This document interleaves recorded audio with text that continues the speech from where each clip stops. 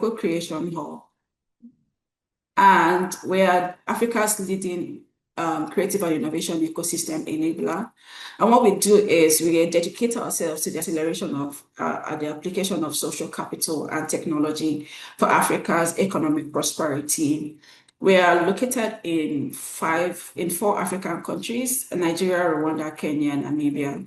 But the work that we do really spans across 40 African countries. We have our three key focus areas: education, creative economy, and health. And of course, all of us here are here today because we have interacted with the Health Focus arm of Co-Creation Hub, which is designed for health. We are really, really bold. We are very aggressive about how we support innovators. And this is evidenced by how we have directly invested over $10 million to CC Hubs, to startups within CC Hub. We have a spanning community of over 50,000 entrepreneurs and innovators. Startups that we have supported in the past have really gone on to attract over $15 in external funding. We have seen that the startups that we've supported have gone on to even create indirect and direct jobs. And so we're really proud of the work that we have done. We're really proud of the work we have done. But more specifically, Co-Creation Hub challenges the healthcare innovation ecosystem through its health focus arm called Design for Health Practice. Design for Health Practice, CC Hub is really dedicated to contributing to Africa's economic prosperity, through strategic health initiatives where we work with startups and we collaborate with government stakeholders to really co-create and scale human-centered health solutions. Our goal is really to build a thriving health innovation ecosystem across Africa, ensuring that startup founders are really competitive and are really taking up space within the global digital health ecosystem. For the work that we do, we really leverage the human-centered design methodology to drive the work that we do, because I realized that we are better designing solutions that are contextually appropriate for the African reality. So we pride ourselves as being bold and very innovative as we collaborate with stakeholders in testing and piloting new ideas and to create novel solutions. We have our focus areas and formulas through which we drive change. Our North Star for Design for Health is really to improve health outcomes for every African. And we do that through two funnels where we try to, innovate access to care and quality of care. Through access to care, we are challenging, we're trying to innovate around affordability of health, and as well as just essentially ensuring that there is access to every single person. And so we are driving change within the patient reach, patient and affordability of healthcare. When it comes to quality of care, we have identified that patient wellness and patient satisfaction goes a long way in improving the health outcome. And so we are optimizing the health workforce to ensure that there is quality of care for every African. Through the access to care, we are working directly with startups, working directly with high-level stakeholders to ensure that healthcare remains accessible to everyone. And so we are working with, you see us work with a lot of startups who are working to address, access of healthcare within the last mile. So us here, as we continue to work with startups, we saw a very important need to create a community for digital health startups. And the reason is really for us to support startups directly, reach them even more where they are, to ensure that whatever solution is being designed is contextual, to ensure that we are bridging the gap between funding and between government, between the NGOs and the community health workers and the startups that are building solutions. And so the Health Tech Connect Africa community is really our interactive forum that is designed to create a valuable support system for entrepreneurs and innovators. We do that through capacity building programs, of which today's HTCA grant writing series is one of the ways we build the capacity of innovators within the Health Tech Connect Africa. We also facilitate partnerships through by providing distribution channels as well as investor introductions for the startups within our community. We also encourage and facilitate peer-to-peer learning, and also provide access to thought leadership events, materials, resources, as well as unique supports that every startup may need, because we identify that no two startup is the same, particularly in terms of need. And so we tend to also identify unique supports by providing tailored support to startups within our community. So I would just, at this moment, would like to introduce Mr. Sheon. We call him Mr. Sheon, who is the managing partner for design for Co-Creation Hub at large, to give us a welcome address. We are very pleased. I would like us to at least emoji showing our reactions as we welcome Mr. Sheon to give us his welcome address. Thank you, Ngozi. Good afternoon, good morning, everyone, from wherever you are connecting from. Very excited to have all of you join the second session for this masterclass. I think it's super important that we gather around this kind of topic from time to time, not because the opportunities are not there, but because sometimes the channels of communications of these opportunities are not super accessible to innovators and different stakeholders in the healthcare ecosystem. This session today is super important because with the work that we do every day, we see that sometimes funding is not a problem. And from time to time, we work with partners who have resources to really accelerate the work that innovators work on. But when you look at the value chain, sometimes a lot of innovators are not able to make it to the end of a review process to get funding. Not because they've not been doing amazing work. And believe me, there are so many innovators doing great work, going to places where others don't want to go, and also attempting to solve problems that are very hard. But in innovation, doing hard work is not enough. There's the opportunities for you to do the smart work of being investment ready. And what that means is that every process that you go through, every project that you implement, every new product that you launch needs to be backed with very intentional story.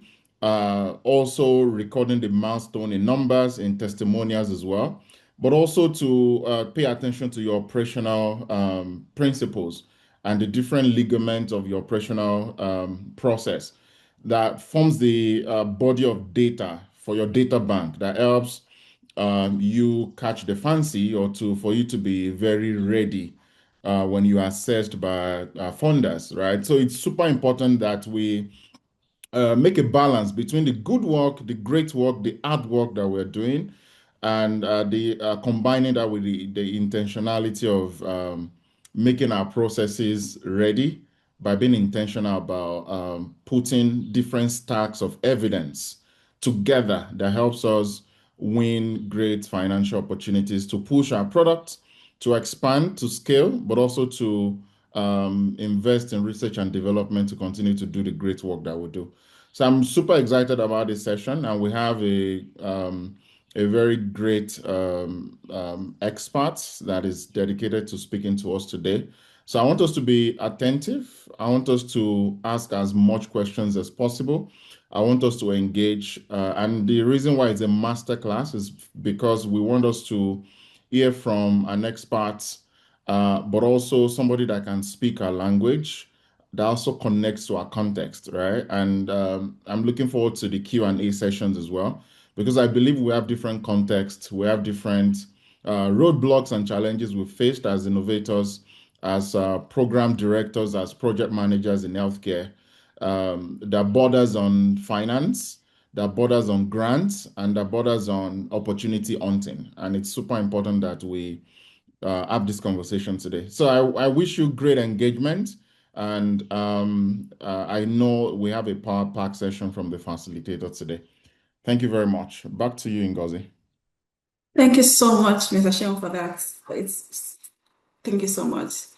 Really double tap on everything that you have said regarding today's session and the critical importance for today, for this particular event. So without further ado, we already know that this is phase two of a two-part series. Last month, as mentioned, we had the phase one, and what we did for the phase one was that we invited implementing funders, people who actually fund these startups, to come and tell us from the funders' perspective, what do they typically look for, and how should innovators within Africa's health tech ecosystem begin to position themselves to take advantage of these opportunities. But beyond that, phase one also talked about how we can, begin to assess different catalytic fundings in the blended finance funnel. And so, having had that very rich conversation in April, we are doubling down and layering even further on that conversation today, because knowing what the founder wants is one thing, but having the capacity for yourself as a startup founder or an innovator or a program manager to actually sit down to articulate and write a winning proposal is another thing.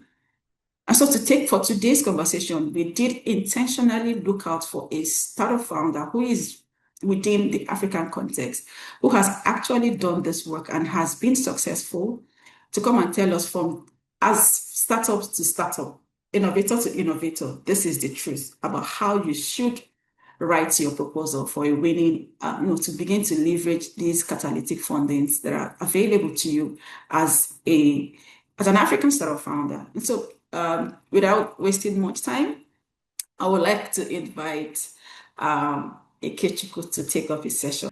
Ikechukwu Arthur Adoke, who is also the founder and the CEO of Zero Health. Ikechukwu is an award-winning African leader with over 20 years experience, including 17 in leadership roles. He was the CEO of MTech Communication PLC at 27. That deserves a round of applause, please. We can use the emojis to just give him a round of applause. He led it to become Africa's largest music content aggregator. He also founded the Play Group Limited, specializing in mobile content and marketing, and he serves on several boards, actually for healthcare access and women's empowerment. Ikechukwu is also a devoted husband and father of two girls. He is the founder and the CEO of Zuri Health, a multi-award winning health tech company providing on-demand universal healthcare across Africa. Zuri Health is really domiciled in Kenya. And so today, Ikechukwu, it is our great pleasure and honor to have you join us today. We are seated and eager for a very, very insightful session. Over to you, Ikechukwu. Thank you very much. I'd like to, good morning, good afternoon, everyone. My name is Ikechukwu Arthur, okay? And I'd like to walk with you on this journey. But before I start, maybe with a show of hands, anybody tell me who has received a grant or who has applied for a grant over the past 12 months?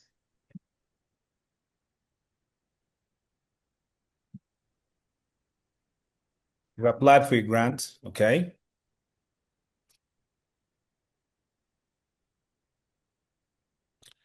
And now keep your hands up if you got the grant. If you got the grant, keep your hands up. Oh, okay. I can see this one person still got the grant. Okay. And if the money arrived on time, keep your hand up.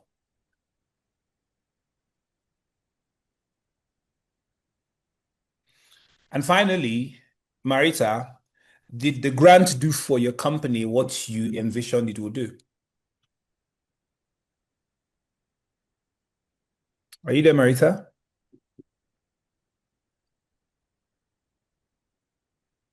Okay. So we'll continue.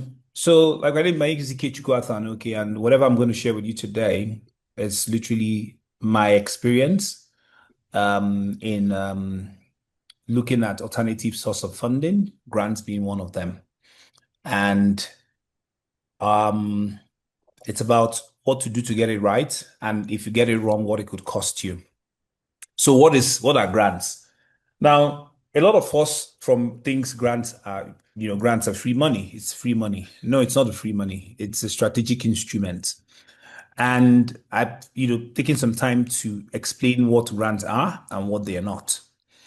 Grants are not dilutive capital, because it doesn't take equity in your business. And for any company, be it in health tech or otherwise, it's important for you to keep equity. So what grants does is that it doesn't, dilute your cap table. Grants are also a validation signal. There are sort of grants that you get and it sends some signal, very good signal around the ecosystem about who you are. So if you get a grant from Gates Foundation, you get a grant from GIZ, the German government, etc. It signals, it plays a signaling role in the ecosystem. Grants are also mandated to do hard things because grants exist to help you validate what we call risky ideas. There are ideas that commercial capital might not be able to invest at that point. Grants are there to, help you validate those ideas. Grants are also what we call ecosystem leverage. Grants open doors to ministries, multilaterals, and corporates. So when you get a grant from the German government, for example, if you're in healthcare and you get a grant from the German government, it opens doors to German pharmaceutical companies to begin to say, okay, can we work with this person? When the sort of grants that you get, ministries of health in the various countries that you are in begin to look at you and say, okay, come, if you're able to get this amount of grants, then, maybe we can partner. In fact, the new American First healthcare plan, which is a replacement of USAID, as it were, sort of is designed that for startups that they want to invest in, that they need to have some relationships with the Ministry of Health in the countries where they are. So Zipline, I know how many of us know Zipline, based on the partnership we have with the Rwandese government, the partnership with the Kenyan government, they received a grant of $150 million. Now, but what grants are not? Grants can never and should never be a substitute for revenue. A lot of businesses today are built on a gravy train of grants. That if today they do not have funding, they will not be able to pay salaries. Grants must never be a substitute for revenue. Grants should not also be a substitute for venture capital. They both play different roles. Sometimes a grant ties you from being commercial. Some types of grants restrict you from thinking very commercial, especially if you're in the health and impact space. So you must be very careful to think that a grant is a substitute for venture capital. No. A grant is also not a substitute for what I call the most important investment every business must get. Every business must learn to get an investment from its customers. That is the ultimate source of funding. The customers, people who are paying for your service. So you cannot subsidize your business by relying on grants. People have to pay for it. The third one is that a grant it's not a clean source of capital. In fact, you will find out that sometimes some grants, you have $1 million in the bank, but you're unable to meet payroll because the grant is tied specifically to certain projects. So it is not free source of capital within and that's if you want to be very transparent about what you do. But grants are not a strategy. They follow a strategy. It's important to remember that your journey to receiving a grant needs to be based on a strategy on what to do with the grant. So this is what I call an anatomy of a proposal that gets you funded. Because the question is, okay, Ike, you said all these things. How do we get the money, right? How do we get them to fund us? Show me the money. The first thing you must understand about a grant is that it must solve a problem that is worth solving. I know there are different types of problems, and how to, there are different types of problems. I don't want to give examples, but there are different types of problems. But there are problems that are problems that for the person who's offering a grant it's worth solving. So if you ever watched on TV and you watch Marco Rubio in his testimony to the US Congress on why they were getting USAID, they were saying, why are we spending taxpayers' money to study the effect on some random thing in Mozambique? How does that have to help? What does that do to taxpayers in the US? And whether or not we'll argue with the strategy of the US government in getting USAID, one important truth exists, that for you, the grants are there to solve problems that anybody looks at it and say, okay, fine. When you look at PEPFAR, the US fund to help the fight of HIV and AIDS globally in sub-Saharan Africa, even the US government is struggling on how to cut it because it is solving a problem that is worth solving. So you must quantify it. You must look at what the mortality is, what the cost burden. You must show the gap. It must be data-driven.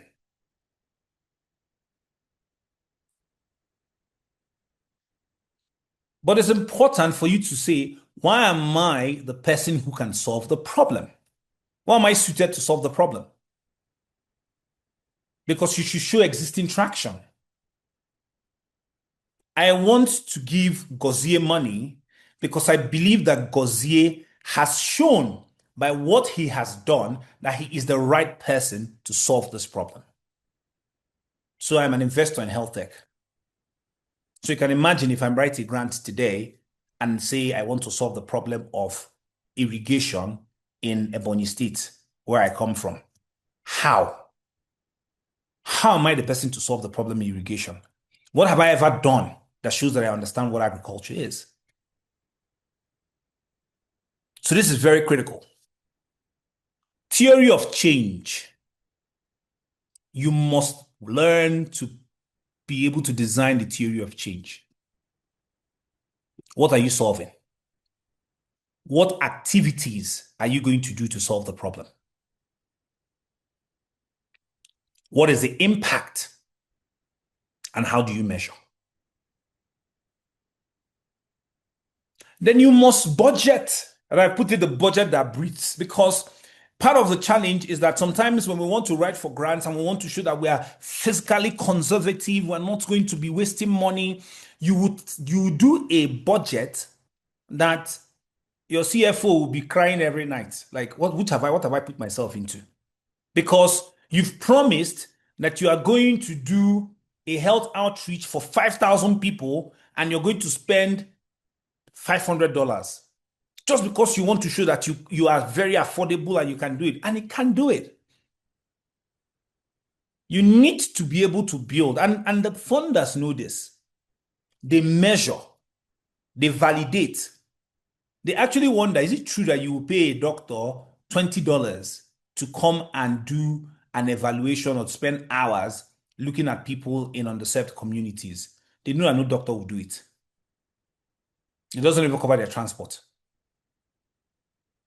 So they are wondering, why are you giving us this information? So please build a budget that breathes. But it's also important to have a skin in the game.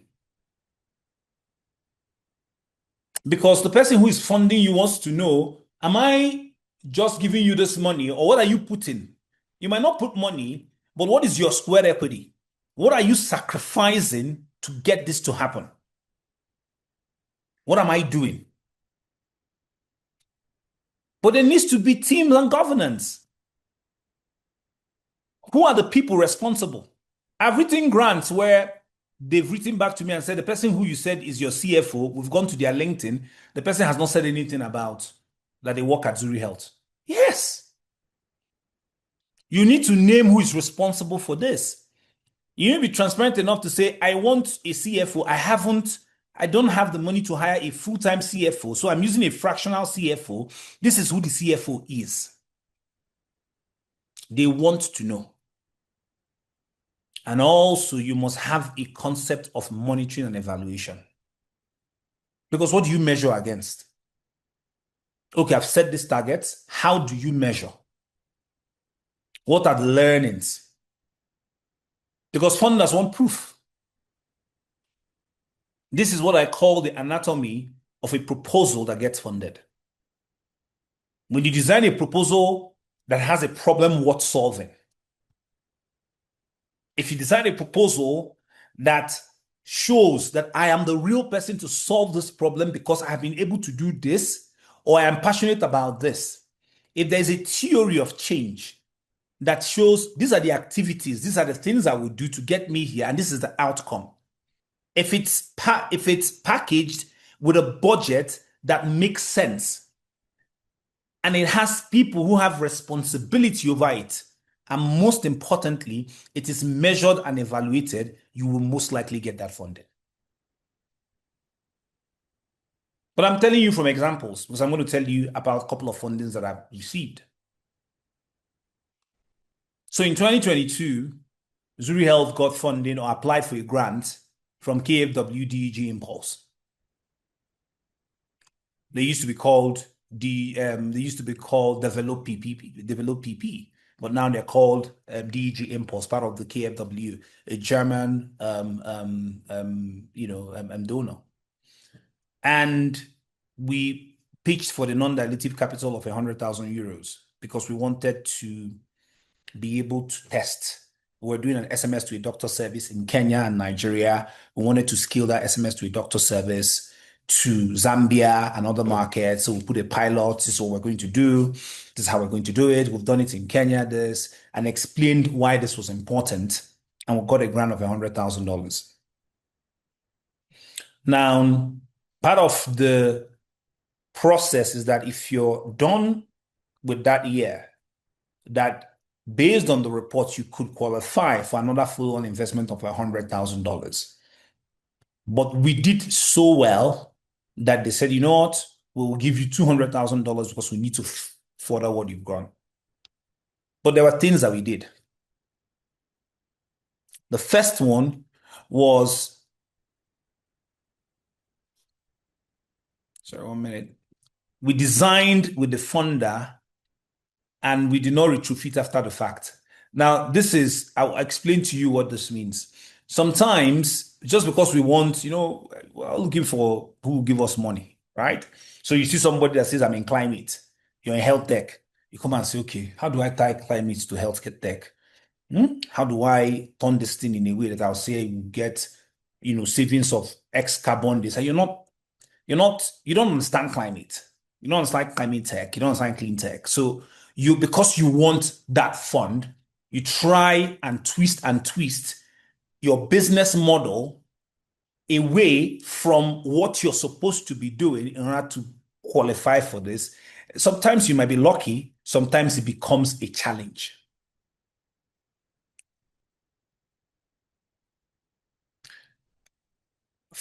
Funders do not expect you not to make a mistake or not to meet timelines. You should. Every business will go through a challenge.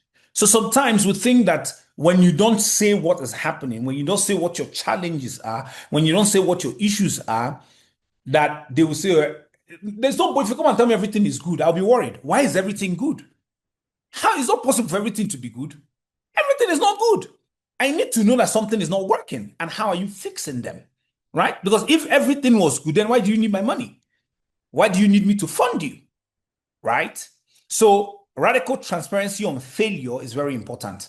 We must learn, not just even because we're looking for grants, even because we're doing business, to communicate why we are failing, that we failed here, we've done this. We're vulnerable enough to say we've done this and it didn't work, right? And this is our learnings from it. Timeline honesty. I'm going to submit a report on Friday. Tuesday next week, you haven't still submitted the report. They send you an email. No.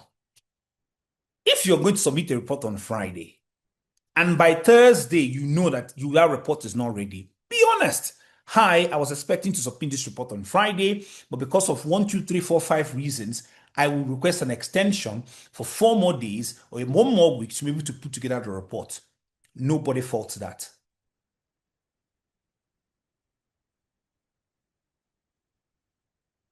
Bookkeeping, you could audit at 3. You see, when I was writing this, I was laughing because when you receive grants, a lot of grants, the level of scrutiny that you're exposed to, sometimes some people say it's not worth receiving the money. But I always say that the best governance is clean governance. If you say I'm going to spend $10,000 on salaries, please document and keep receipts and keep payrolls and show that I've paid $10,000 as salaries. Don't mix your money as a founder with business money. Sometimes when we're running entrepreneurship, where, I need to pay salaries. So I'm going to wire money for you to pay. You don't document anything. Then when money comes to the bank, you send yourself back money. All these things they see, you need to document. You need to be able to put together all the receipts, put together a clean folder. Because the more detailed you are on your expenditure, the more you open yourself up for even bigger funds. And that was what we did with KFW. But I'll take you to another one, which is important. The grant is not the destination. It's not the final destination. And we must stop treating grants as the final destination. It's a means to an end. In 2023, we joined a program called Making More Health with Boehringer Ingelheim. We co-created with Boehringer Ingelheim over the next 2 years, and they gave us the first of investment of $50,000 and another follow-on investment of $100,000 for us to build the continuous care program at Zuri Health. Today, what we've developed generates an annual revenue of $1.5 million for Zuri Health. That's 10x.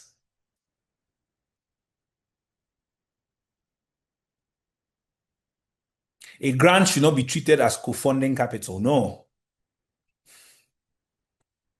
A grant, should not be treated as a check. It's a co-funding capital. I will want to use this to unlock more capital. When you're co-creating with someone, you want them to be part of what you're building. When we're doing this Boehringer Ingelheim, you're sharing too much with them. Why are you always going to them and say, this is what we're building, this is how we're doing it? Today, Boehringer Ingelheim and Zuri Health have built Africa's most successful access program for diabetes and hypertension. As a result of the catalytic investment of $150,000, generating $1.5 million investment annually.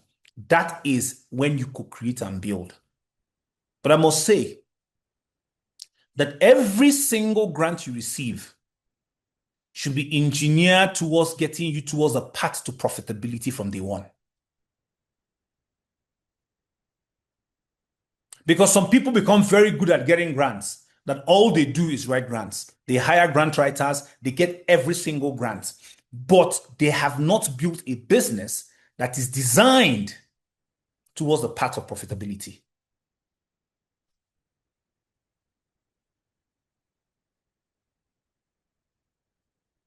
So how do you budget? Because when you're trying to get grants, you have to budget. I think you need to cost the work, honestly. There's no need for me to say that the cost of hiring a medical doctor in Nigeria is $5,000 a month. Even the Minister of Health will not earn $5,000 a month. a salary. So it's unrealistic. You must cost the work honestly because they will benchmark. You need to allocate full overheads. You need to be very clear. There's nothing to hide. This is what is going to cost here. This is one. If you are going to pay yourself, say, I will pay myself a fee of this and justify that payment. You must build in contingencies. We have FX issues, we have fuel, we have mobilization, you have downtime, you have fuel for generator if you're in Nigeria, all those things. If you skip those and say, oh, I didn't know, I didn't anticipate, then they're going to look at you and say, are you really serious? It's always important to tie disbursements to milestones. We'll say, why do I have to do that? It proves to the funder that you are confident in what you're building. You see this $150,000? Let's unlock it by milestone. $50,000 if I get this to this milestone, and that $50,000 if I get to this milestone, and that $50,000 if I get to this milestone. And like I said earlier on, show, match, and in kind. Show that you're able to contribute in kind. Sweat equity, your own cash, make sure you demonstrate that, and the value. It's very important.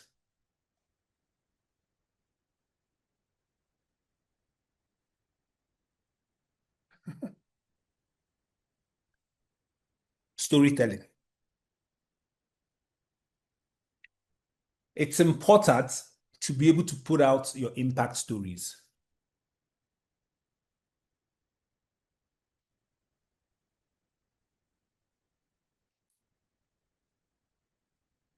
So when you're writing your impact story, saying just use vague words in the era of AI, and you can copy it, put it on Claude. Claude can just write to you a whole bunch of stuff. You package it and put it in country by country data. You need to be data driven. Because if you've done your M&A, if you've done the theory of change, the outcome matrix, this is the outcome matrix. This is what we set out to do. This is the outcome. This is the matrix. Your theory of change, your diagram is clear. But most importantly, let the people who've benefited from what you do tell the story. There is nothing that can be more impactful if you are building around women's health. For a woman with a child to talk about how your intervention changed her life. There's nothing as powerful as a story, as a human angle of a story. It is important to bring it out. You must invest in storytelling. You must invest in storytelling.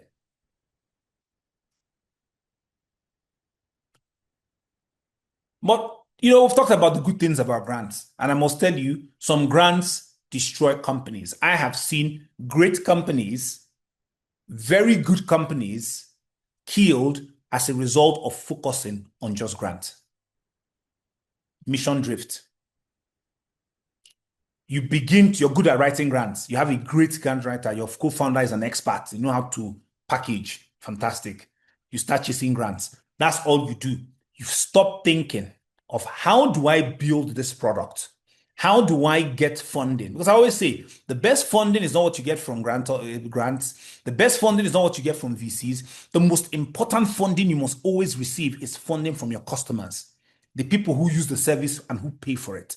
That is the ultimate, the gold standard in a profitable business, a viable business. So because I must get grants, what do? I begin to change my business. I begin to think, instead of building a profitable business, I say, okay, can I make it free because I'm getting somebody subsidize it? I don't think through the model. I'm trying to change my model to fit receiving grants. And it keeps coming. You keep growing. Then it stops. Then you look around, I have 150 employees. I can't make rent, I can't pay salaries. And the business I'm building can't sustain. Then you shut down.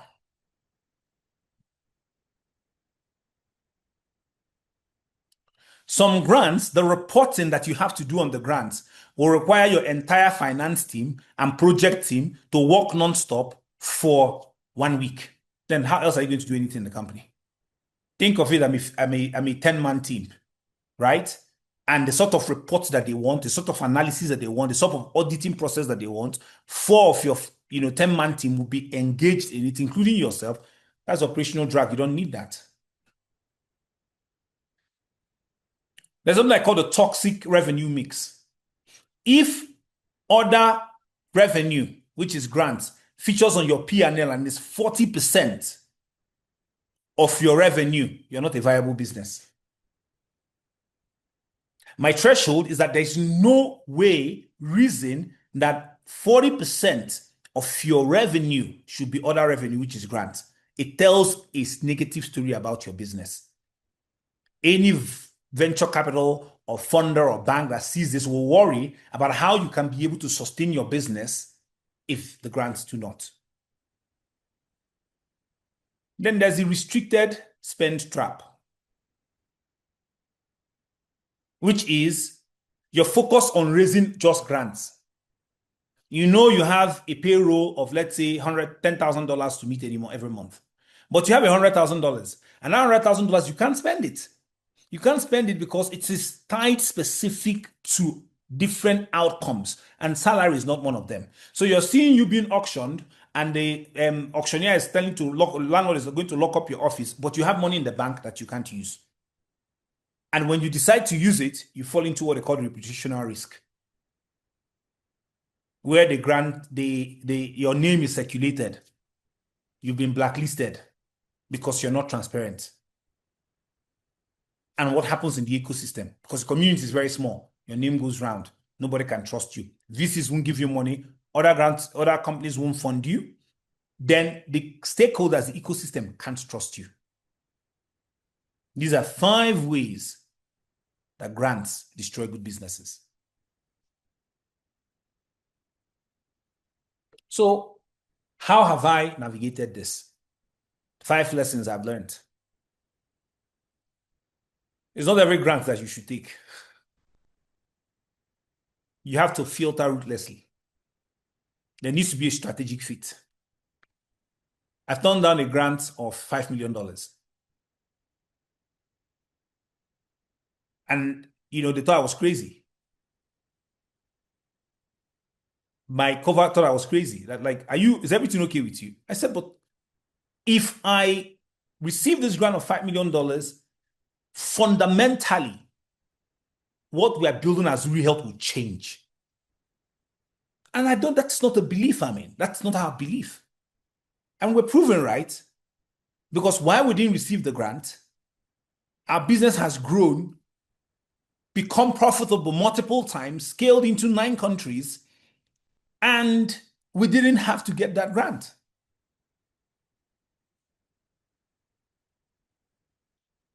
The second is to budget to deliver the work and absorb the shocks. Budgeting is very critical. One of the things you must do as a company, whether you want grants or not, is get a good finance person, get a good bookkeeper, get a good finance software. You must. It's a non-negotiable. So that you can build a budget that can deliver the work. Because when you tie yourself to, I'm going to pay doctors $5 to do this, and it's what is you've signed, you will only pay the doctors $5. But where will you find any doctor that will take $5? You won't find anyone.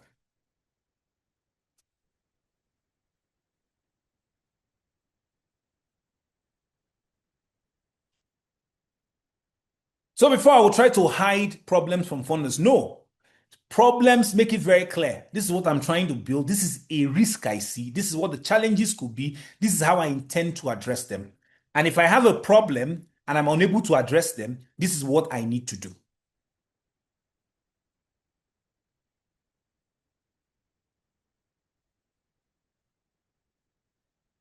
Reports are not compliance. You're not just doing it to fulfill every righteousness. No.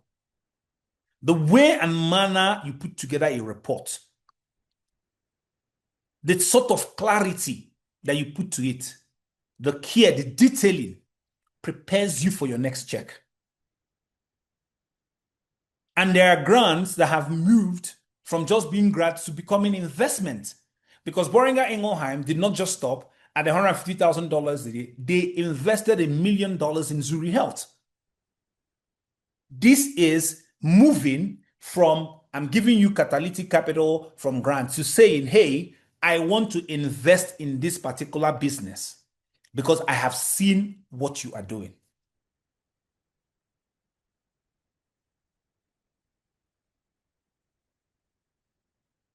You can't pursue grants to replace revenue. A lot of us do that. You say, this market is tough. Wow. How are you people doing this thing? Everything is really tough, man.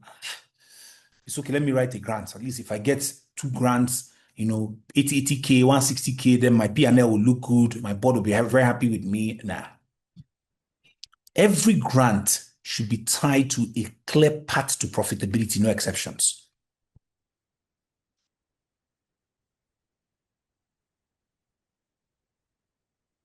So this is the Zuri Health Playbook.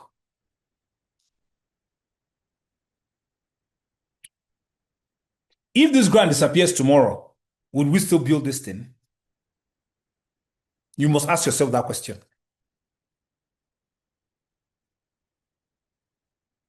If the answer is yes, apply. If the answer is no, please just tell them, thank you very much. God bless you.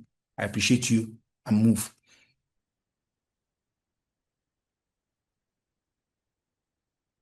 You must have strategic fit before anything else. There is no business me looking for grants from climate tech when I am not in climate tech. But because somebody had told me there's a way you position your proposal, around climate and answer some questions there, it is not a strategic fit to my business.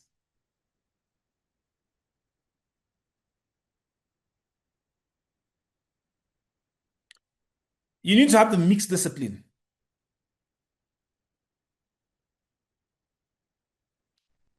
At Zuri Health, we say that a grant should not be, at that point, more than 1/3 of total inflow. And you can change that.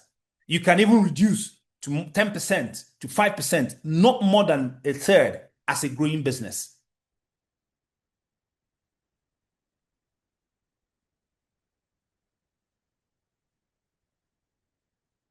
But you must co-create, co-fund, and partner. That is one principle that we have. Sit down with the person who you're looking at, say, let's co-create this. I've applied for a grant, you've accepted me. Hi, this is what I'm building. Can we co-create it together?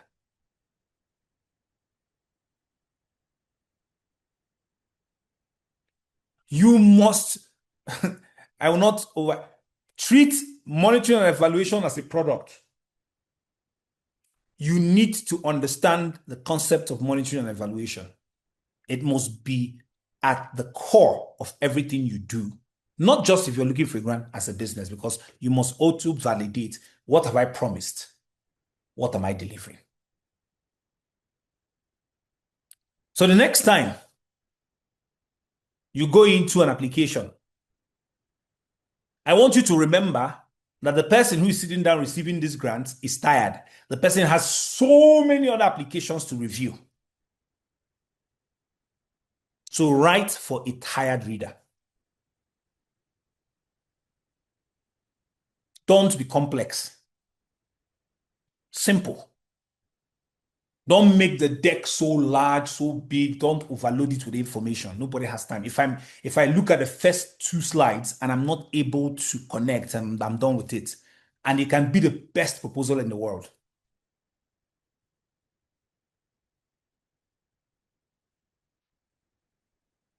I say budget like an operator, not like a grad student. And I have no problems with grad students. I'm just saying that you should have put a bit of experience in your budgeting. So if you're a grad student or if you're very fresh out of school, then sit with somebody who has, done budgeting very well and prepare a very comprehensive, tested budget.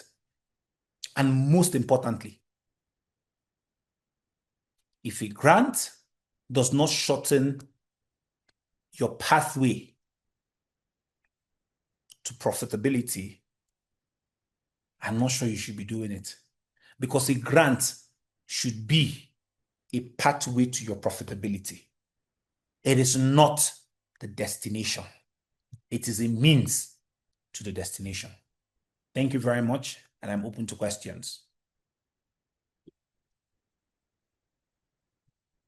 Thank you so much for that very, very, very, very insightful session, Ikechukwu. I'm sure everyone on the call can attest to the fact that this has been very insightful. This has been a very transparent session. He has took us through 2 of the grants that he had applied for, what he did well, what you should do, and you should take learnings that you should take from his own application. He also took us through what the typical anatomy of a grant, essentially what the key things that your grant application should have. Just to even add some even more layers to this, I would even be invited, because I know that some of us, we've heard all of these things, right? Very powerful, very insightful. And now you have a grant right in front of you and you want to write. And now you're beginning to ask yourself, to what extent should I write? What is the technicalities? How should I respond to this? And so I would invite Ayomide, who is the program manager for CC, Design for Health, to just do a 10-minute quick run into some of the technicalities around writing writing a proposal. Abel, I can see your hand is raised. I'm assuming, would that be a question that you have to ask? Because we are going to take all the Q&A right after the 10 minutes for Ayomide. Is it a question? You can unmute to respond if it's a question. You can just hold on to that question, and right after the 10 minutes for Ayo, you can ask a question. Does that work for you, Abel? Thank you so much for that. Ayo, I know you've been granted access. Thank you so much, Ngozi. Everyone, good afternoon, good morning. First of all, thank you so much, Ikechukwu, insightful thoughts, practical examples. I've learned quite a deal from the very practical examples of how Zurich Health scaling, getting grants, and operationalizing it. So just to maximize the time properly, I will just give us a bit of technical approach to writing, knowing fully well that some innovators and funders may not fully understand approach sometimes from certain donors and funders. And so to start with, we want to look at the problem statement that we attach to our proposal that we want to write. Now, it is very important that when we're writing our problem statement, we, as much as possible, give me a sec, let me just share my screen so that we can follow through.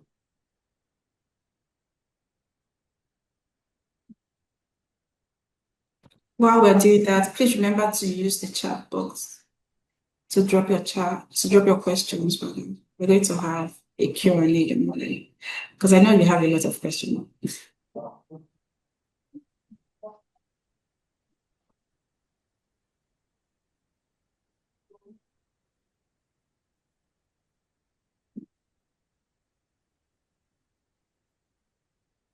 All right, can you please confirm if you can see my screen? And so if we can, I will just lead us through how to write a compelling problem statement. So, say for example, we are responding to a grant that wants to fund reducing maternal mortality in Nigeria, for example, and we want to tie our approach, our solution to that problem, and we want to put in a very strong problem statement. So on the left side of it, we can see what a weak example looks like.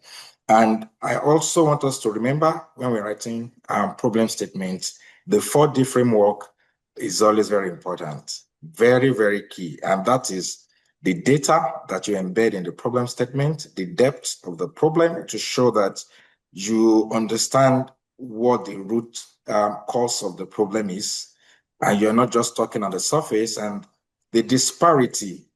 And then lastly, you want to look at the deficit. Now, using this example, one person has written a problem statement. Many mothers in Nigeria face challenges assessing quality maternal care, and this leads to poor health outcome. Our app will help them. Now, looking at this in itself, without looking at this in itself, without the right one beside it, I'm sure some of us might think there's nothing wrong with the problem statement. I mean, we can see mothers, we can see Nigeria, we can see poor health outcomes. So nothing should be really wrong with it, except that there's no data to back the problem itself. It's vague, it's just random. Anybody could have said that. How sure are we that that problem exists in this particular geography? And then what is likely the cost? So that shows that we have done some DEX review to know that there are certain costs that has been identified, and our solution might be the right fit to solve it. Right, so let's look at the correct example. Nigeria's maternal mortality ratio stand at 512 to 100,000 live births. According to, you put the source there, you're not conjuring data from your head, and that is 8 times the SDG target. Right, to make it granular and to show that you understand the geography you want to bring your solution to, you are going deeper to say in Gombe State, 72% of maternal deaths occur within 24 hours of delivery, driven by delay. Now, we see that driven by delays in recognizing danger signs and absence of emergency transport. We've identified 2 key root causes for that problem, the maternal death. Right? Existing referral pathway are hard up and uncaptured in any surveillance system. Right. So what makes this one stronger? We see that there's a specific geography and the data to back it up. It can be verified. We see the root cause, the 3 delay model, and then the system level framing. So you are not looking at it from the scope or angle of just one state, as it were. You have tied it to a system, a surveillance system that is not captured, which could have helped. Now, we look at it and then we say, the data is there, the depth is covered, the disparity has been clearly articulated well, and the deficit also addressed. So we see that. Now, as part of the anatomy of grants that HTCA mentioned, I would like to just chip in just one other point to that. And that is, while he was explaining, I love the fact that he emphasized more than once that you don't structure your business because of the grant. You don't say this grant suits me well, let's modify a bit of our business model. Right. So what should you do as an innovator that you want to write grants? The first is to map the ecosystem. You need to be able to map the ecosystem properly, and you should have that somewhere so that when you are tracking, you are not scattered. You are not just looking at every grant that is available, and you are not seeing how to tweak. And so the further landscape is very important. You have that document and you upload it, you upgrade it, you update it as time goes on, so that you can follow them as they bring in, as they bring out opportunities. Sometimes it is when you follow the way they bring out that you understand that they are leaning towards a particular problem area. And because sometimes they may not bring out their strategic focus for 2 years, 3 years, but from the way they are bringing out opportunities, you can see that for this, for the next quarter, for the next year, they are focusing on maternal health, they are focusing on poverty, because most of their RFPs are tailored around that. So it is very important, and I would just quickly like to dive into our theory of change model. Is it also important to ensure that we ask ourselves these questions, right? If I get this funding, what is the process like? Sometimes we put a lot of English and grammar into the paper, and then we have thrown it to them, and they look at it and they are impressed. But while you have done that, you want to look at it from end to end. Do I have all the inputs? Do I need to form a consortium, a partner, an implementing partner? And sometimes this is what strengthens your application, especially if you are not won a grant before. You want to partner with somebody that has credibility in this ecosystem, in the space. And that's where, for those of us in the HTCA community, that's where CC Hub is there for you, right? You identify some opportunity, you feel you are qualified, but then you have identified a gap, right? Partnership is a very key thing that funders look at. So in drawing your team, you might notice that, oh, this and that, we don't have it, and we'd like to bring it in to make it stronger. Because founders also look at the team composition, right? Do you have the necessary expertise on your team to deliver this and all of that? So I'll just quickly move to your submission checklist, right? So before you submit, right, there is this school of thought that your organization should have a standardized proposal template. So what does that mean? Sometimes funders don't give you a template to work with. They don't limit the number of words that you should write. So what that means that you should know that to start with, you put your problem statement there, your technical proposal should include all the key areas. Funders should not look at a proposal and they're looking for the M&E components, they're looking for the methodology, they're looking for implementation approach, they're looking for all of the key things that should be there, and they don't have to explicitly ask you to include. While some may give you a template and they expect you to strictly follow it so that it can help them in selection. But then, as an organization, you want to have a standard template, unique, such that you see an opportunity. You might not have all of the time to put some of the things together. You already have some of your key information, and then you can just plug in information that are critical to that particular grant, and you are not starting from the ground, right? So it's very important that you don't try to build applications, proposal writing for each grant from the ground up. It helps you to be more focused, like Ike, our speaker says that you don't want to have to write a proposal and all of your team are on it for 1 week. And you don't want to do that. So one of the ways to prevent that is to have standardized documents that you can work with, right? And then except for when you have a template that is strict that you need to work with. I will take about here to make sure that we have maximized our time. And if there are questions, you can follow. Thank you very much, everyone.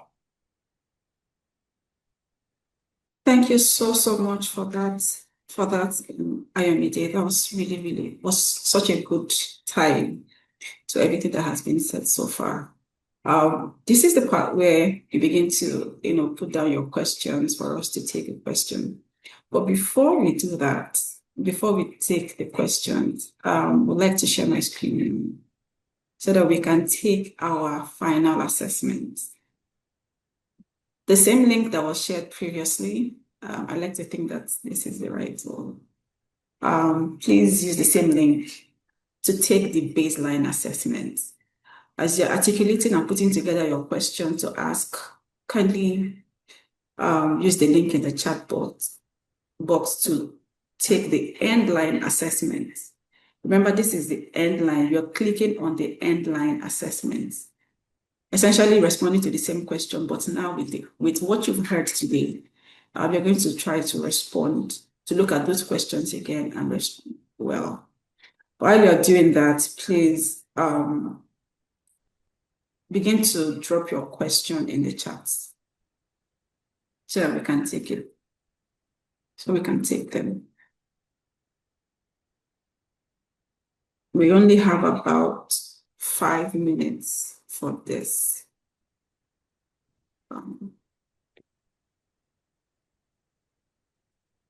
Yes, the link has been reshared. It's currently in chat. This is the link in the chat.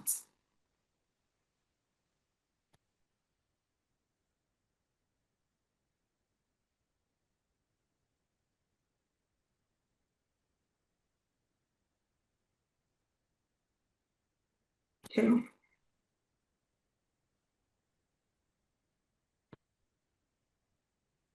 Another thing to bear in mind as you're filling in the end line assessment, we have, if we recall during the phase 1 of the HTCA grant writing series, Ibukun had mentioned that he does have a tracker that he uses for his proposal tracking as he writes grants, as he identifies grants across. He has a tracker that is dedicated to grants. I'm happy to announce to everyone that we do have that tracker. Ibukun has graciously shared that tracker with us, and we will be sharing out this tracker to everyone who participated in today's session, particularly those that have filled the assessment, the baseline the end line assessment. So please do well to fill the end line assessment. You're also going to, from that assessment, provide feedback to us on how this session has been so far. The link is currently in the chat. I'll share the link again for us to fill in the baseline assessment.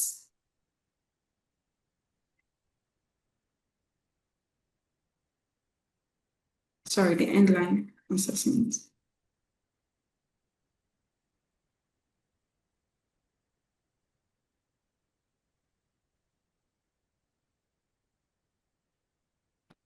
Also on the end line assessment is the, if you're currently writing a proposal, as you recall, this session is really the session for grant development and support.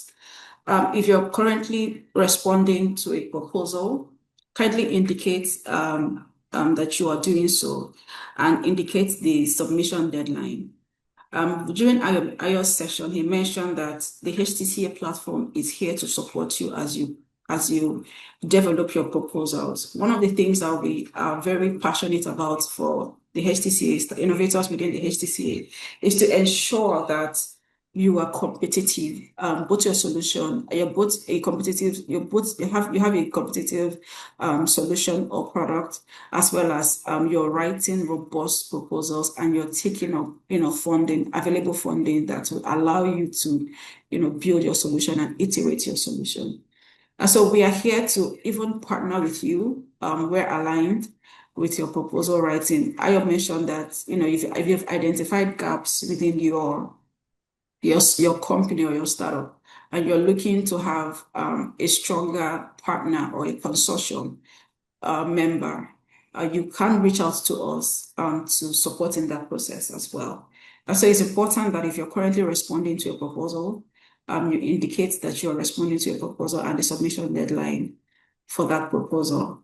So we can reach out to you to see how we can support. You can also provide some level of review for your proposal and ensure that what you've put together gives you a competitive chance for that application. So please do well to respond to the end line assessment. We have about 2 more minutes to do that. It's the same form, but this time around you're clicking on the end line as opposed to baseline. I can see some people are still clicking on the baseline. Please submit another response and click on the end line. The end line assessment is what is a priority for this particular one, end line. Also, I know I could see in the chat some people were asking questions around the summation. You would see the summation, that's the score, once you complete the end line. Yes, please let's keep it coming. Some people have already started filling in, sending over. Let's keep it coming for the end line.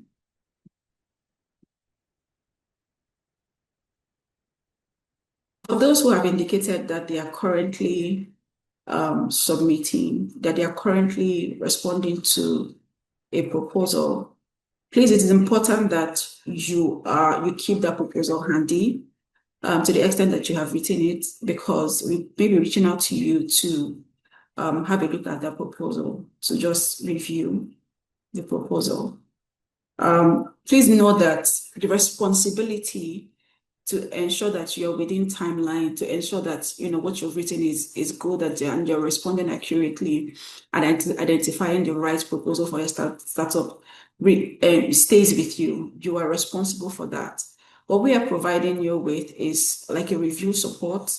We also have our space that you can come into our space, into our physical space here at Yaba Lagos, or any location. I think we have Namibia and Kenya and Rwanda. You can come into our space and you can sit to write your proposal. So those are some of the supports, additional supports that we'll be providing you with during your proposal writing phase. You can walk into the offices here at Yaba, 8 Montgomery Yaba, to sit, take advantage of our workspace at the Haba Macaulay space to write your proposal. You can also take up that opportunity to even interact with us in person. Some people, Olaide, you may want to please refill the form, because I just noticed that you filled the baseline as opposed to the end line. Please fill the end line, because that is really the focus for this particular session, is the end line assessment. Please, we do have just about 1 minute to wrap this up, and then we can open the floor for Q&A.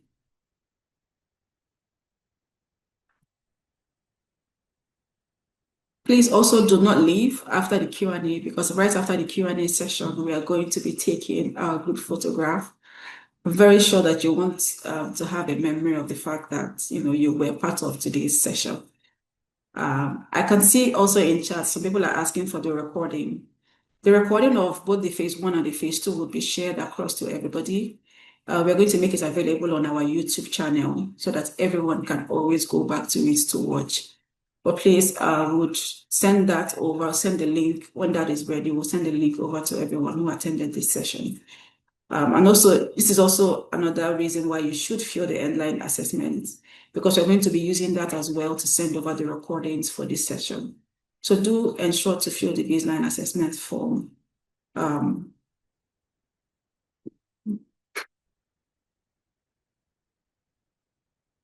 Right, I think we can start. Well, others are still filling the form. We can start off the Q&A session. All right. Let me look at the chat for those who may have dropped. If you have your question, please feel free to unmute now so that we can take the questions. Hi, how are you? Hi. Oh, yeah, I wasn't able to unmute before. I just wanted to respond to Mr. Nyeke's question. So we got a $10,000 grant through a Jessere Talent Investor. So through that, we were able to validate our market, build our MVP, and test the MVP. So that was great momentum for us. But unfortunately, what I can say was a negative side of it, that through the program, you do get mentors and they do push you towards a direction, or they push you towards making revenue quickly. They keep saying, they will tell you fail fast and fail fast.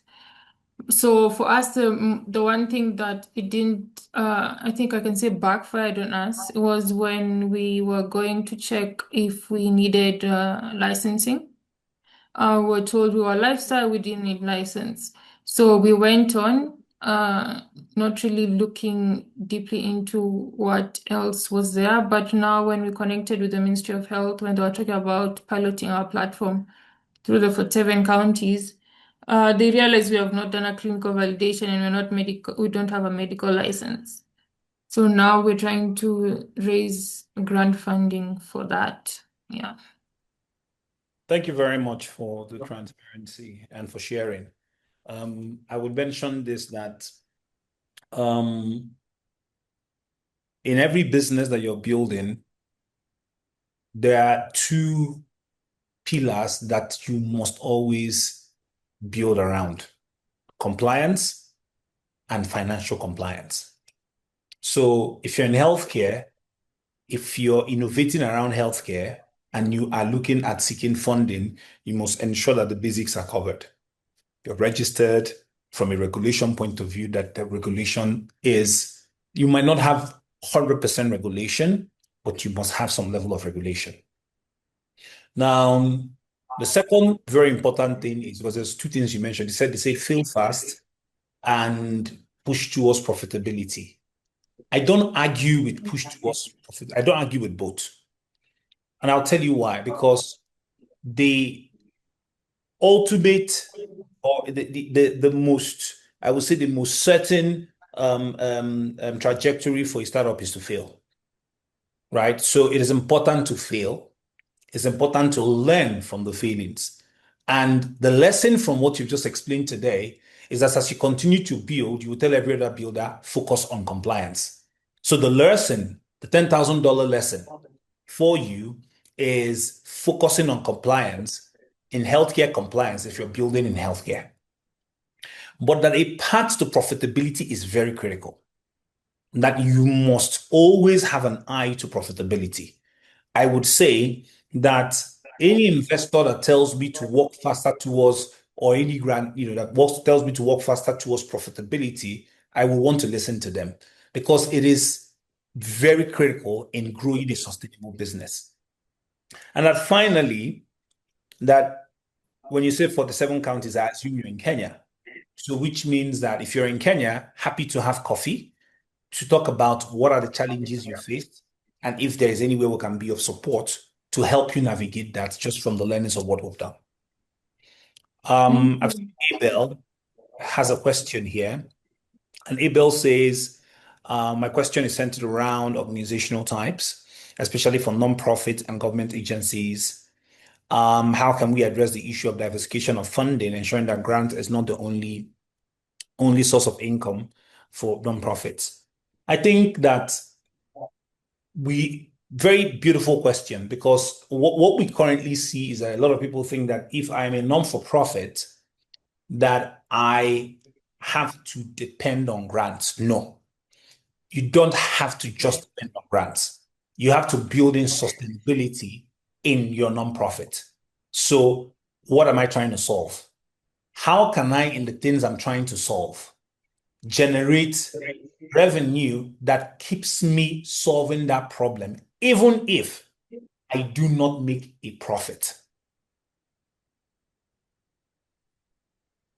And it's also sort of tied to why a government needs a grant, because the government is not looking for a grant to be profitable. It's looking for a grant for system strengthening, to equip itself. So it is about the sustainability element. So the answer is the sustainability. If I'm building this, am I building it in a way that if I don't have a grant, that this will continue to run, that I continue to generate just enough revenue to allow me to continue to solve the problems that I am solving?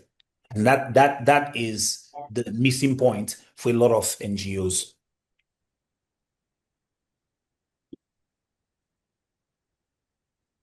Thank you so much, Ike, for that.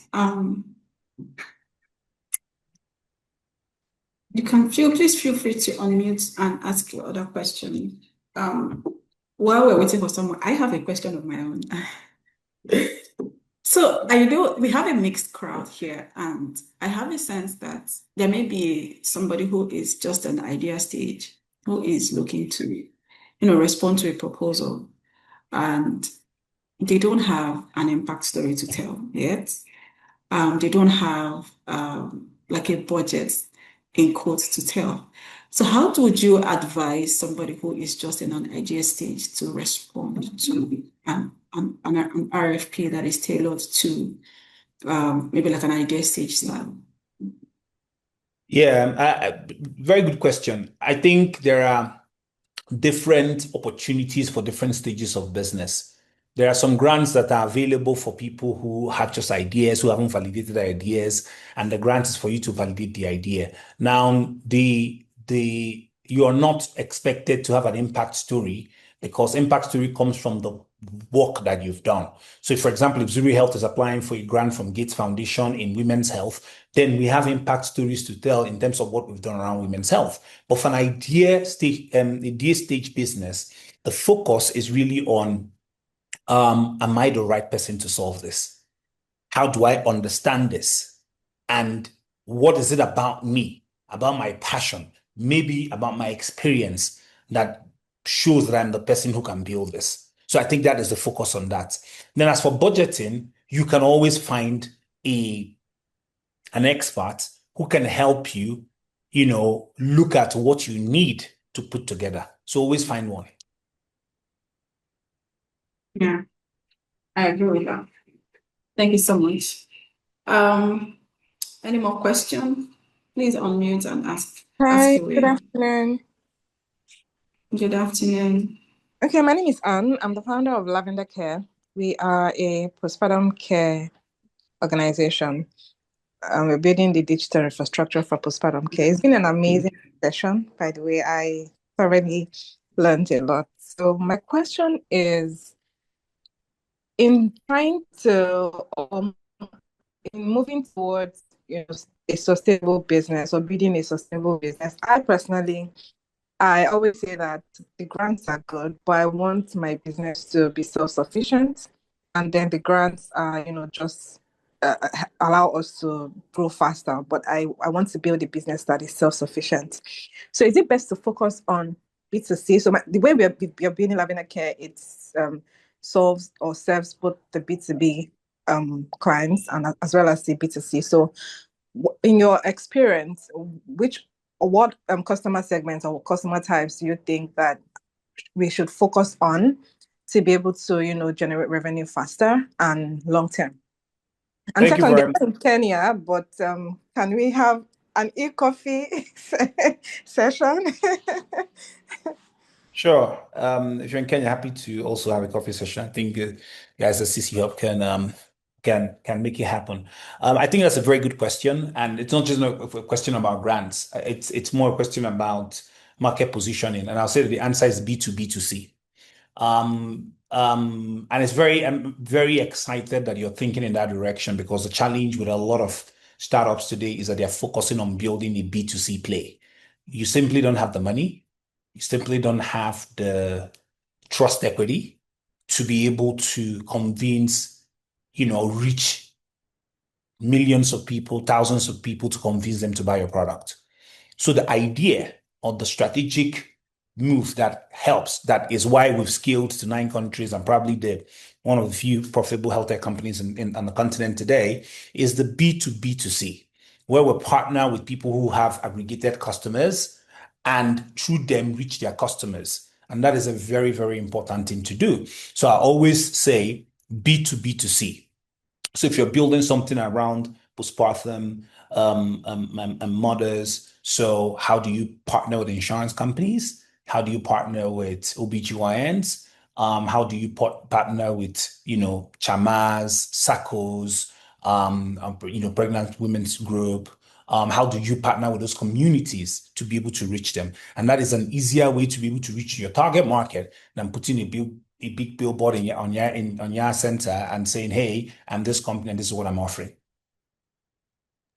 Thank you so much.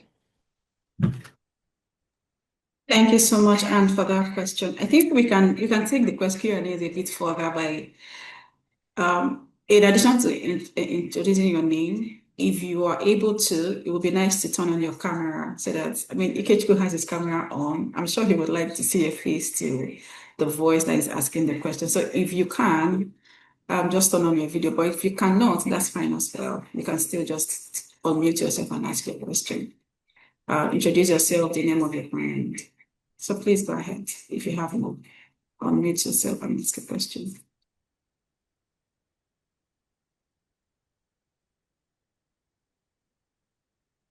Gozier said a lot of funding has gender of team members as a precondition. I think this is valid. Would you like to say anything with regards to this? Because you had mentioned Yes. team and governance. Yes, it's important. And you need to be very strategic about it. The truth of the matter is that women are underrepresented in access to funding. We need to be honest. If there are 10 funded businesses today, maybe one of them is female-led. And there's a lot of emphasis on a lot of strong emphasis on creating opportunities for women-led businesses. And while the gender lens is not there to replace innovation, or if people are innovating, I think it is usually a great thing to have a co-founder or senior leadership where you have women. I'm not ashamed to admit that at Zuri Health, two of my co-founders are women, and maybe that's why we run a very tight ship, because they are incredible people. So always a great idea to have that covered. Always a great idea as well to be able to explain the reason. And maybe if you're a male-led business, and then there are businesses that are not looking at the gender with the gender lens, that are able to fund businesses or ideas. You're solving things. So, but just as a side note, it doesn't hurt at all to have incredible women as part of your team. And if you're a man looking at co-funding, the realities of business today would say, you know what, why can't I co-found with a female? And if you're a female, why can't I co-found with a male and build a team together? It doesn't hurt for that. But if you currently have a business that does not have a co-founder, I'm not saying just go and pick a co-founder because you want to get funding. No, I think that there are other people who can fund you regardless of whether you have a female co-founder or not. Thank you so much for that. Anybody have any other question? We'll just take one last question and then we can move on. Thank you so much, Ikechukwu, for your time on the call. I think I would ask my other question because I am also a learner. I'm also here to learn. Now, my question is around, it's a two-part question. The first one is around executive summary, because I do know that most grants would require that you give an executive summary. To what extent should an executive summary extend to, right? I know we've talked about, the problem statement, we talked about M&A, budgeting, theory of change. But when it comes to executive summary, what is that sweet spot? Like, how extensive should your executive summary be? And how succinct should your executive summary be? And how should it like? I think the answer is in the word, the summary. It's in the word, executive summary. It shouldn't be, it should be half a page. It should be a succinctly put, statement of what I'm trying to do and how I want to fix it. It doesn't need the budget. The person, if is interested, will go to look deeper into it. So I think I've seen some executive summaries that are half a proposal, which makes no sense, right? I just summarize it. Get me the executive summary, I would say, should be an elevator pitch. For you, it should be your elevator pitch. It should be something I can look at in a minute, 2 minutes, and say, I'm excited enough about this, right? So the answer is in the word summary, which is a very high level summary of what I want to do and how I'm going to do that. Awesome. Thank you so much for that. The second part of the question was going to be around if you had one thing you want everybody that was on the call to take home with, what would that one thing be?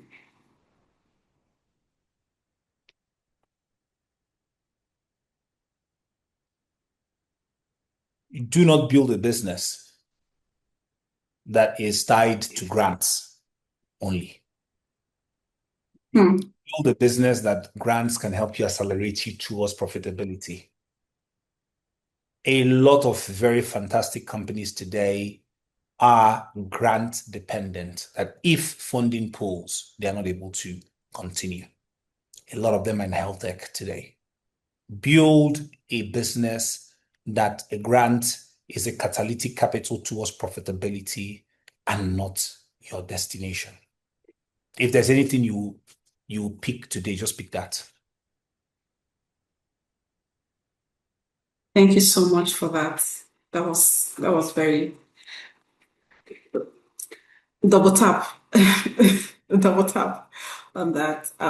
Like we said, the grant is really like a catalytic fund to allow you to build a sustainable solution, right? It's not very sustainable if you build a brand tied solely to grants, because what then happens to your solution when you run out of the grant funding, right? What then happens? Because oftentimes when you are responding to a grant, you're responding to a particular problem. Right? So you need to think ahead think of your business, right? And not just as of your business being funded to a grant, but how to make your business sustainable, such that you're able to generate revenue independent of a grant. I would like somebody, before we close out the session, we're going to take a group photograph. But before we do that, I would like somebody who would like to just unmute themselves, turn on their camera, and just just share with us what they think of the session. Just give us a testimonial of what they think of the session. While we are doing that, I'm going to stop sharing my screen now so that we can take our group photograph. Please, everyone, we ask you to please oblige us in turning on your camera so that we can take our group photograph. And while we are doing that, the person that would like to unmute and tell us in just very succinctly, just give us a testimonial about today's session. Did it meet your expectation? What was that one thing that you learned from this session? And what should we hold on to as fellow innovators? Please turn on your camera, please. I'm just waiting for us to do that so we can take our camera. Ikechukwu has really poured into us today. So please, let's just oblige him by turning on our camera so that he can at least see a couple of faces. Camera is disabled by the host. CC helps Ikechukwu. Please, could you enable camera for the call? Yes, I'll do that now. Sorry. Thank you. All right, we can all turn on our cameras now. Thank you. Awesome. Ooh, wow. You guys are all ready to turn on your cameras. Thank you so much. Let's turn on some more. Okay. Can we say cheese? Can we say HTCA? HTCA. Awesome. All right. Okay, we've taken the picture. So anybody wants to unmute and just share with us, one thing that they really learned, one thing that really stood out for them during this session, and one thing that they are really going home with for this session. You can just show with a raise of your hand.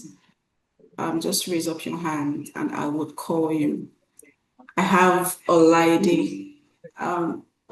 You would have to turn on your camera to actually talk. And then I also have Gozie. One of the ladies, we need to have a lady. We just talked about balance, gender balance here. I think I would like one male, one female.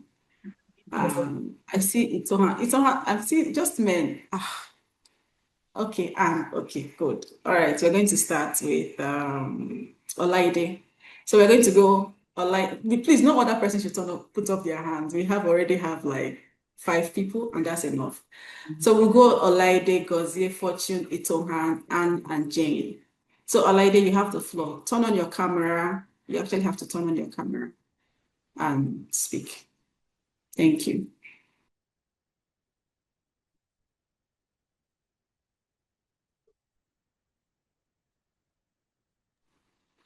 Olaide, the floor is yours.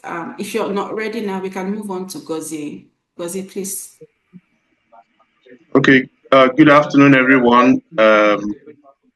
What I have learned from this presentation is the importance of including geography-linked data in our storytelling. That's that's the main thing that I have gotten from this presentation. A lot of what Mr. Ikechukwu has said, yeah, it's reinforced what I already know about applying for grants. There has to be a good fit, a good alignment of what you're doing with the people that you're applying to. But one thing I want to find out is that to what extent does maybe your prior relationship with the people that are awarding the grant, to what extent does that impact your success in applying for grant? I mean, is it because I heard somewhere that people that get funding usually are people that are connected or that sort of thing, connected. I've heard about that before. Thank you. Thank you, Gozie. Hi, Gozie, if I meant to comment on that, I wouldn't think that that is very accurate. I would say that if you have received a grant before and the utilization has been excellent, that it opens you up to receiving more grants. But it is not a condition that because the people who offer these grants get audited. In fact, for some grants, if you're denied a grant, you have a right to ask for why were you denied this grant and how did they pick the person who got this grant? So it's governed. Are they possibilities that you could have some people in some organizations who want to favor certain people? Well, it's possible. However, not in my experience, not the people who have ever given me grants. And it has nothing to do with your relationship. If somebody comes and says, okay, I'm very good at getting this grant, it might just be on the strength of the person's ability in aligning their values or the business with what the company or the grantor is looking for. That's what I would like to say. Thank you so much. I think you for that. So in the interest of time, everybody just has about 1 minute, 2 minute stops to tell us what they've learned and what they're taking home from here. Olaide, I can see your camera is on. Please go for it. 1 minute. Thank you very much. Am I audible? So thank you, Mr. Anuke, for this insight and the session. I think the new thing that for me and my team that we have to focus on is around, even when you get an opportunity, you need to co-create so that you learn on the journey. Because if of course regulation so I'm Alaide from Fighter Bridge. We are making net insurance an HMO decentralized for informal sector. So I think the take home is in any opportunity we need to co-create with different stakeholders so that we can deliver value and we can learn on the journey. Thank you very much. Thank you so much for that. Partnership is also very important in the areas that you're lacking. Tomo Lawrence, you're next. 1 minute. Thank you. You have to turn on your camera. All right. Okay, and a minute I want to take the deep in this. So what I got in this was when he talked about that the percentage of the revenue makes up the grant should be up to 40%, and this boils down to business model, channeling business model. Lawrence, we are struggling to hear you actually.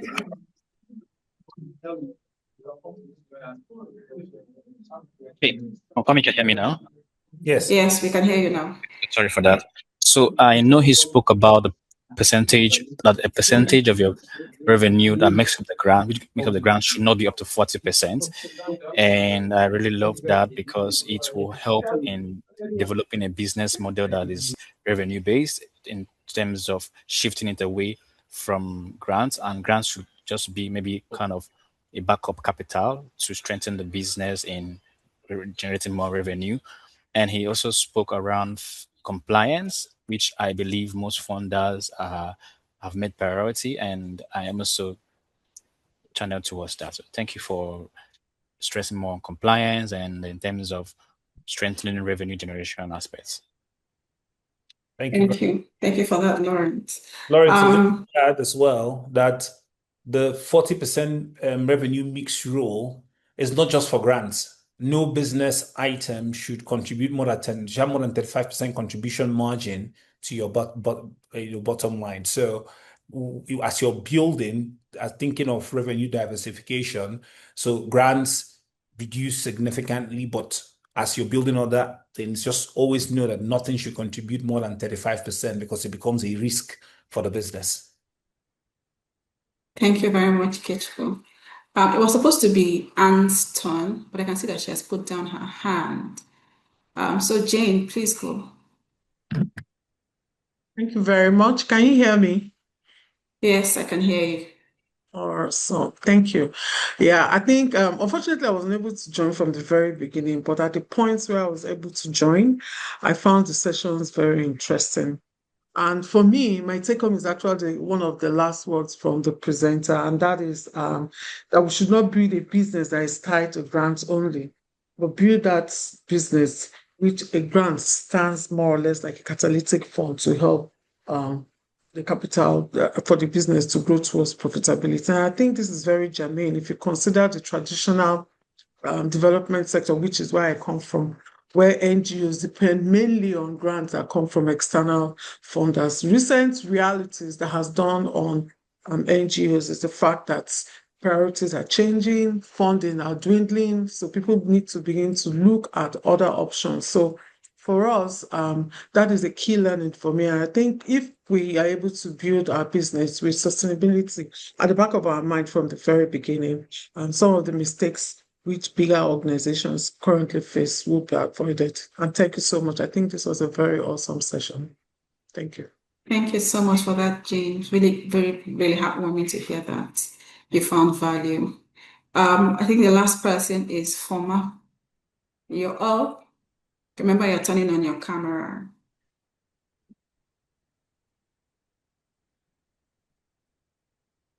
You're muted. Please unmute. All right. You called me last week. I didn't know you were going to call me. All right. Thank you very much, Ichiku. I really enjoyed the section. I'm new to the health tech and all that, so it's more like an enlightening section for me.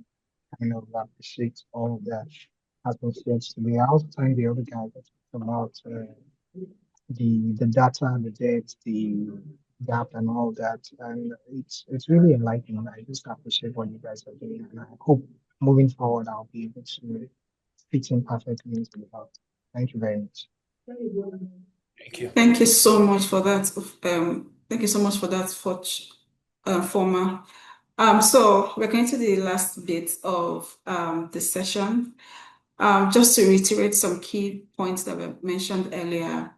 If you have not filled the end line assessment form, please do so, because we are going to be sharing out first things the tracker that Ivocon had graciously made available to us to use to track your grant as you continue to apply for different grants. We're also going to use that to also identify those who will maybe use, who we can be supporting through their proposal development.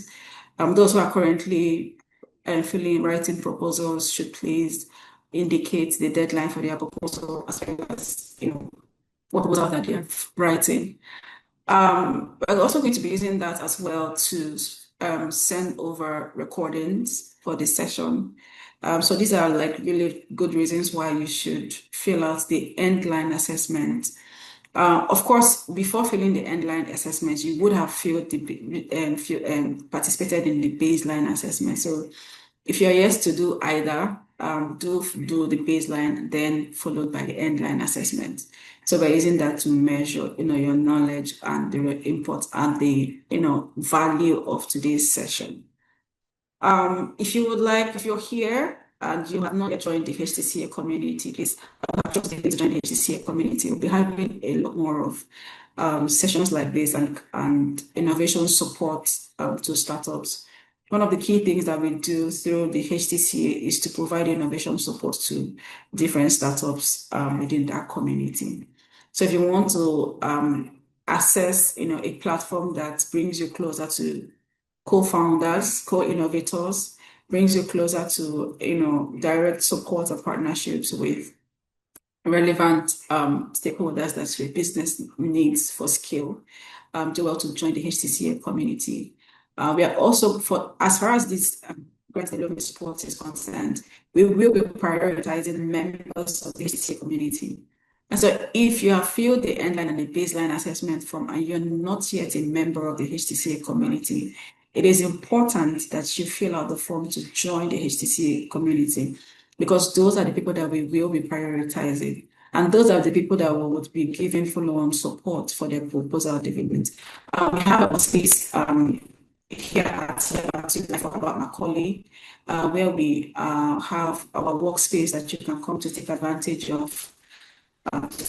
So take advantage of our space as you write your proposal development. All right, so thank you all so much. We'll just give some time more. Thank you. Also use this opportunity to thank Ikechukwu so much for your time and for really pouring out and your transparency during this session. You heard it from the participants. They found immense value in your session. We do hope to, I know you mentioned, somebody in Kenya had mentioned that they would like to connect with you even further beyond today's session. We would have that conversation and we'll keep everyone posted as to how that would go. So let's participate, fill the end line assessment if you're yet to.